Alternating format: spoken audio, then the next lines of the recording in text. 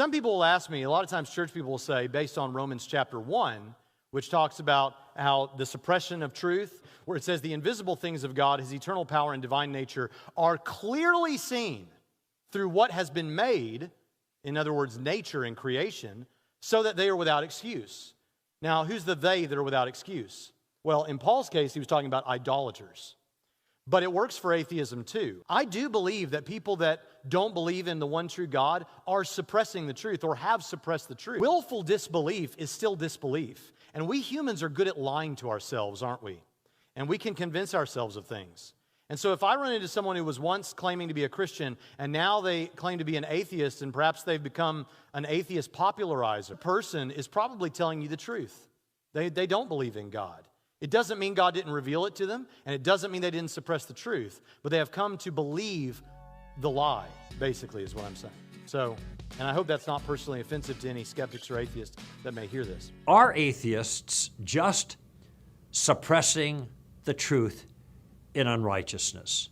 And this is a phrase that comes from Romans 1, and to be honest with you, my first response was, no duh. Read Romans 1, verse 16 and following, and it's straight ahead clear.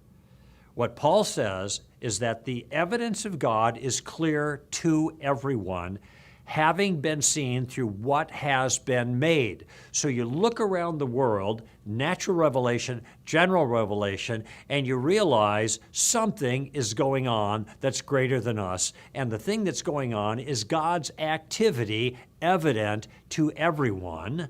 But, the writer says in Romans 1, men characteristically suppress the truth in unrighteousness. That is, they hold down what is trying to erupt up in an obvious way. It's like trying to hold a beach ball underwater. Think of it that way. You've got to work at keeping it down. And the evidence of God is so obvious in the world that the world exists and the way the world exists, so that's both the cosmological argument and the teleological argument, that a person has to be denying the obvious, aggressively pushing down the evidence to turn his head the other way in order to deny the existence of God. Hearing apologists say things like this makes me wonder why they even bother proselytizing atheists and skeptics. Why debate them? Why have a debate with Matt Dillahunty if you fundamentally believe that he's engaged in the suppression of the evidence of God's existence and unrighteousness? These clips are good evidence, in my opinion, that most atheists should not engage with nor take seriously what these guys have to say. At the most foundational level, these apologists assume the worst of you. They believe that you aren't honest when bringing up objections to the cosmological argument. They believe that you are deceitful in every way when engaged in discussions about theism. All of your complaints derive from the fact that you are a wicked and dishonest person. So just keep that in mind next time you engage people like Braxton Hunter and Greg Koukl. That's one of my major problems with apologetics and how apologists, philosophers, whoever they are, how they engage atheists, how they engage skeptics, how they engage people who are just honestly seeking to understand the truth. And this brings us to the epicenter of my disagreement with Christian apologists.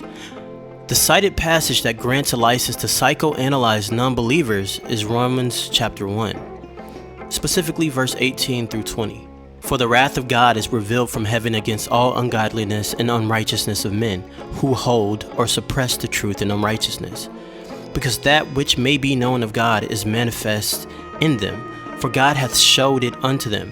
For the invisible things of him from the creation of the world are clearly seen, being understood by the things that are made, even his eternal power and Godhead, so that they are without excuse.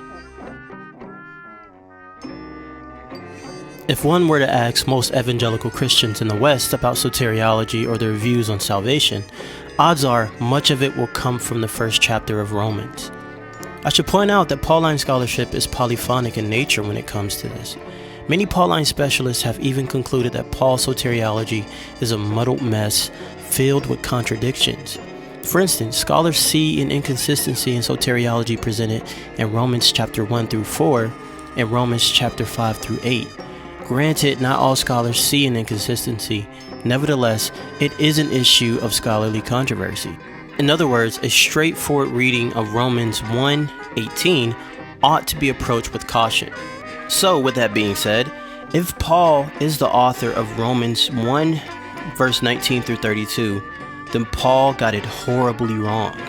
Now, I know that sounds blasphemous to some, or maybe most, but taking what is said in this passage as being true has really big issues. Let me explain.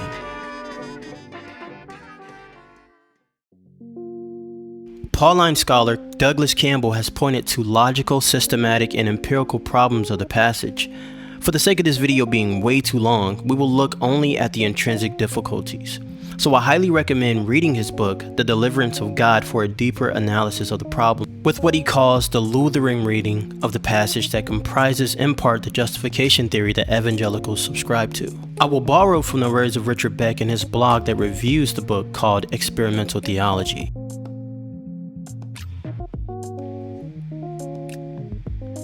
The first problem is natural revelation in epistemology. As noted in the prior videos by Hunter and Kunkel, in order for their position to work, Gentiles during Paul's day and non-Christians in our time must be able to examine the cosmos and, if they are honest, reach a few basic conclusions. Some of these conclusions are theism, monotheism, God's retributive justice, divine concern for human heterosexuality and monogamy, and divine concern for ethical perfection. But if these propositions cannot be self-evidently squeezed from the cosmos, then how could you claim that the people in the pre-Christian phase were willfully disobedient and violating their consciences? In short, how could God judge people when there is no way for these people to reach any of these conclusions?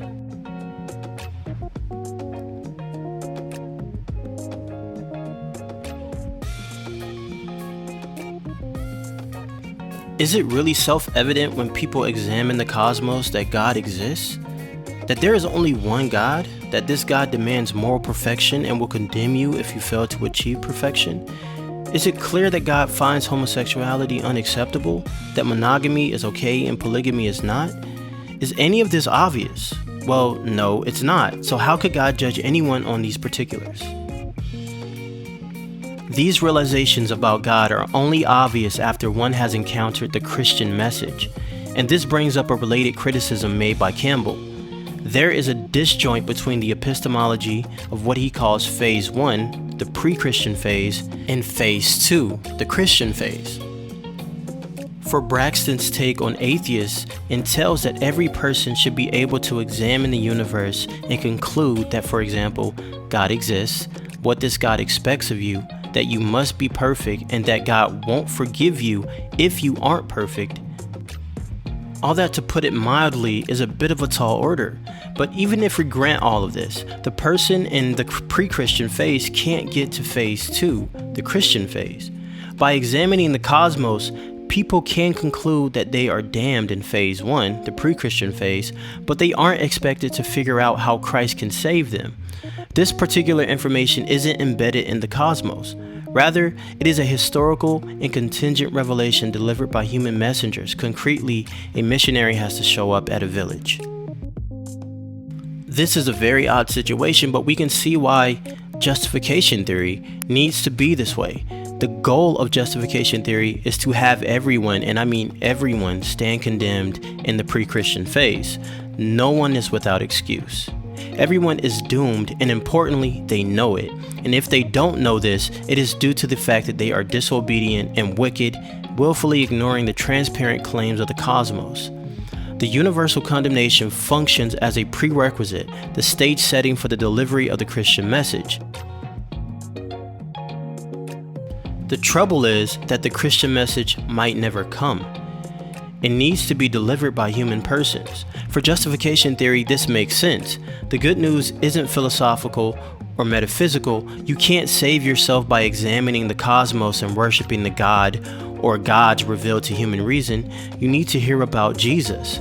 The trouble is that while our universal condemnation is open to reason, our salvation is not. In short, there are two epistemologies in justification theory. one that is universal, transparent, and a product of natural revelation. The other one is particular, historical, and the product of human declaration. And on sheer theoretical grounds, a theory positing such disjointed epistemologies seems deeply problematic, creating a host of philosophical problems. Now, these apologists subscribe to something that looks close to what justification theory is. Therefore, their interpretation of Romans chapter 1, verse 18 and onward likely will suffer from the same intrinsic difficulties that justification theory proper does. Secondly, theodicy and the nature of God. So for justification theory to work, and by extension for Braxton Hunter and Greg Koukl's theory to work, God has to send you to hell if you are not morally perfect. So this immediately raises problems. Why does God require 100% moral perfection? And I think it's safe to assume that these apologists would agree that a good enough criterion, such as being 51% rather than 100% good, is unworkable in their theory, as it would allow people through their own moral effort to save themselves. Thus, it is critical that justification theory require 100% moral perfection. Why? Because no one can meet this threshold, thus everyone stands condemned, and that is what justification theory is trying to accomplish: universal condemnation.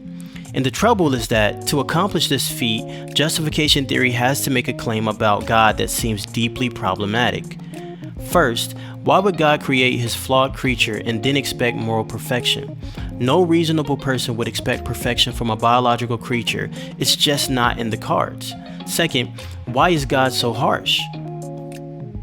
Why isn't his nature more kind, generous, and forgiving? Humans don't demand perfection from each other. We forgive. God apparently doesn't, and it's not clear why in light of justification theory. God couldn't be this way. Why couldn't God be forgiving and nurturing in light of our transgressions? Not that God would be a pushover, but at least God would be nice and reasonable, given that he's working with human beings, creatures that frequently make moral mistakes because, like any animal, we get scared or confused. The trouble for justification theory is that if God were like this, nice and reasonable, then the salvific machinery of the Christian faith is rendered moot. God doesn't require the blood sacrifice of Jesus because God is intrinsically forgiving. Third, in all times and places, there have been sweet, kind, and decent people. They are not perfect, but they are moral exemplars amongst us. Think of the sweetest and nicest person you've ever known. Perhaps it's a friend, neighbor, or grandparent. According to justification theory, even these sweet and decent people will be sentenced to eternal hellfire. Further, justification theory claims that this outcome is both righteous and just. These people deserve this treatment, and as Campbell points out, this is hugely problematic as it violates every notion of justice and proportionality. As a theory that purports to show God's justice and goodness, justification theory is just a total failure. Nothing in it shows God to be either just or righteous. But Campbell goes on to discuss other intrinsic difficulties with justification theory. Quickly, here are a few others. 1. Why is it that during the pre-Christian phase did the Jews and Gentiles play by two different sets of rules? 2. How exactly is the death of Jesus a payment for sin? As a metaphor, this might make sense, but when pressed, the metaphor is incoherent. 3. Why is faith privileged the way it is in justification theory? And are the models of faith in the theory, Arminian, free will, and Calvinistic, election, are they even coherent? In sum, there are a host of intrinsic difficulties with justification theory, and by extension, Braxton Hunter's and Greg Koukl's view of Romans chapter 1, verse 18 through 32. These are the problems that can be raised simply at the theoretical level, how well the theory makes sense on its own terms, and as we have seen, the whole structure of justification theory is a patchwork of problems and contradictions, a house of cards really. Quickly, Campbell demonstrates that Romans 1 verse 18 through 32 is in fact not Paul speaking, but a teacher of the law. Romans 1 through 4 is presenting a false gospel that is not Paul's. It is a very complex argument, but I think he successfully proves that such a transactional, wrathful, and retributive God is not Paul's gospel. Gratefully, Dr. Campbell has made further clarification and comment. It's important to grasp clearly that Paul is running a reduction, a reductio, in chapter 1, verse 18 through chapter 3, verse 20 in my view. So he's effectively pinning his opponent in terms of his opening rhetorical salvo, a fire and brimstone piece. The way he does this is very clever. If you, i.e. the opponent, say that all the pagans are damned by a just God for their sins, then you need to play by the same rules. And this has devastating consequences for Judaism, which presumably you, the opponent, still care about. It strips away your special treatment. So this move places his opponent on the same playing field as his target audience, desert. Paul isn't himself committed to desert, but he's making his opponent abandon his double standard. If you attack other people for doing certain things, then when you do them, you're going to pay the same price. If you attack people for reading off teleprompters, then you shouldn't read off notes written on your hand. Paul then strips away any ethical effectiveness from the law. Certainly it's not automatic. Then he does the same for circumcision. That doesn't necessarily help, as the teacher probably thought it would, by snipping off the sinful impulse. These are the teacher's key gospel components for Christians. You still need to do this stuff to be good and get judged righteous on the day of judgment. Note the Pharisees' position in Acts 15. Then with all his advantages, law, circumcised desires stripped away, Paul hits his opponent with a massive attack in terms of deep sinfulness. His opponent believes in the scriptures. A truckload of them now hit him with the assertions of sinfulness. At this point, the opponent must be damned in terms of his own saving system. You want it to be declared righteous, truly righteous, all the way down on Judgment Day by accepting Jesus and getting circumcised and then observing the law. You didn't make it. You can't make it. In terms of your own saving system, you're doomed. Hoist by his own petard, as the saying goes. The upshot of this reading in Rome is that anyone who arrives preaching this sort of gospel, turn to circumcision and the law and a bit of Jesus or be damned, will be laughed at by the Roman Christians because they already know that this gospel doesn't save anyone, in terms of its own assumptions, including the person preaching it. The advantages of this construal of Romans 1 through 3 today are that it takes Paul's own commitment away from the initial premise of desert, and the conversation is no longer about Judaism.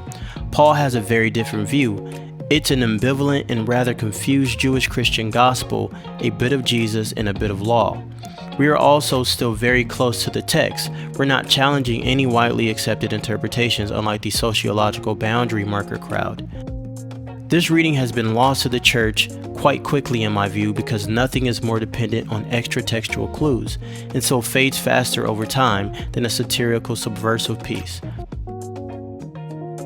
Think of how much sense we'll be able to make of Colbert just a few decades from now. How long will we laugh at jokes about teleprompters? We've been off the original Roman scene for 2,000 years. We don't even know what the Roman sense of humor has now. Having said this, none of the modern prevailing readings of Romans are close to the standard reading of Romans through most of church history.